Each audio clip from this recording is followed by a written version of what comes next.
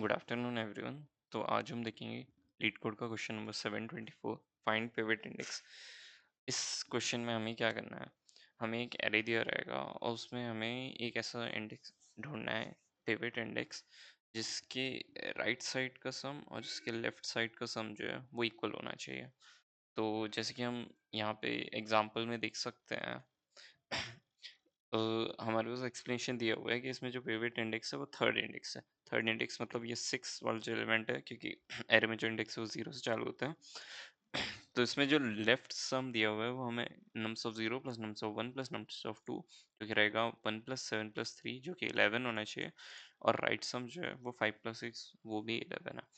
तो हमारे पास इस प्रॉब्लम को सॉल्व करने के 3 ऑप्शंस हैं, एक ब्रूट फोर्स, एक ऑप्टिमाइज और एक ऑप्टिमल सॉल्यूशन। हम सबसे पहले देखते हैं कि हम ब्रूट फोर्स अप्रोच से कैसे करने वाले हैं।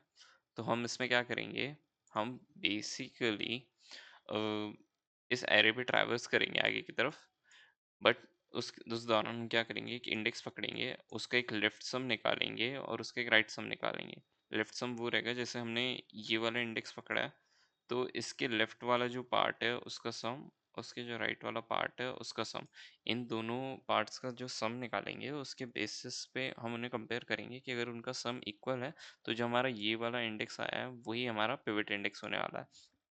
इस पैटर्न के बेसिस पे हम ये क्वेश्चन सॉल्व करने वाले हैं।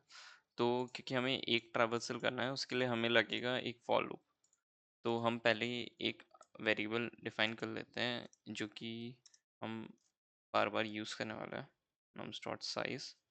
इससे हम इसकी साइज़ निकाल सकते हैं। फिर उसके बाद हम अब इसमें क्या करेंगे, हम इसमें सबसे पहले लेंगे एक फॉर लूप जो कि हमें आगे ट्रैवर्स करने में मदद करेगा। For int i is equal to 0, i less than n, i plus plus. इसके बाद हम क्या करेंगे, हमें पता है कि हमारा लेफ्ट सम और राइट सम जैसे ही हम पिवट इंडेक्स चेंज करेंगे हर बार, तो वो ज़ीरो हो जाने वाला है, क्योंकि हमें हर बार बार बार रिकैलकुलेट करना पड़ेगा पीछे का और आगे का।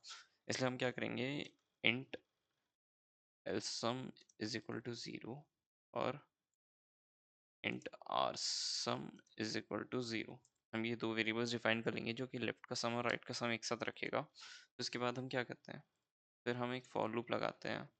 int I is equal for int j is equal to 0 से लेके j लेस देन I तक, j plus plus left sum plus equal to nums of j। इसके बेसिस पे हमारा लेफ्ट पार्ट का जो सम है वो निकल जाएगा। For int j is equal to I plus one. हम इसमें I प्लस वन इसलिए ले रहे हैं क्योंकि हमने यहाँ ऑब्जर्व किया था इस क्वेश्चन में कि 6 जो है पिवट इंडेक्स है, बट 6 जो है वो किसी भी साइड ऐड नहीं हो रहा। तो हमें पिवट इंडेक्स को किसी किसी भी साइड, मतलब लेफ्ट साइड या राइट साइड में से किसी भी साइड में कंसिडरेशन में नहीं रखना है। तो j i j is equal to i plus one, j less than n, j plus plus, और राइट सम होने वाला है plus right sum plus equal to nums of J.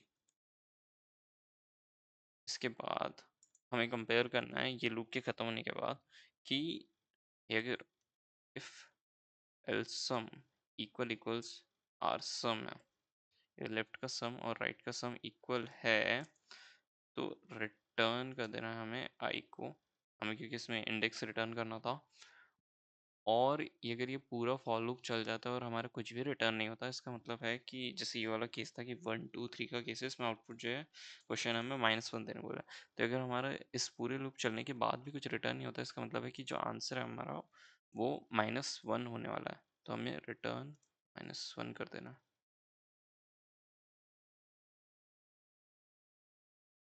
Okay, हमने एक ब्रैकेट मिस कर दिया यहाँ पे आई गेस।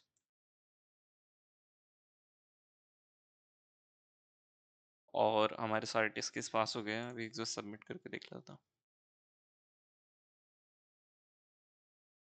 तो ये हमारा क्वेश्चन सबमिट हो गया है। इसकी टाइम कॉम्प्लेक्सिटी जो है वो O ऑफ एन स्क्वायर होने वाली है, क्योंकि हम पहले एक लूप चला रहे हैं और फिर उसके अंदर और लूप्स चला रहे हैं।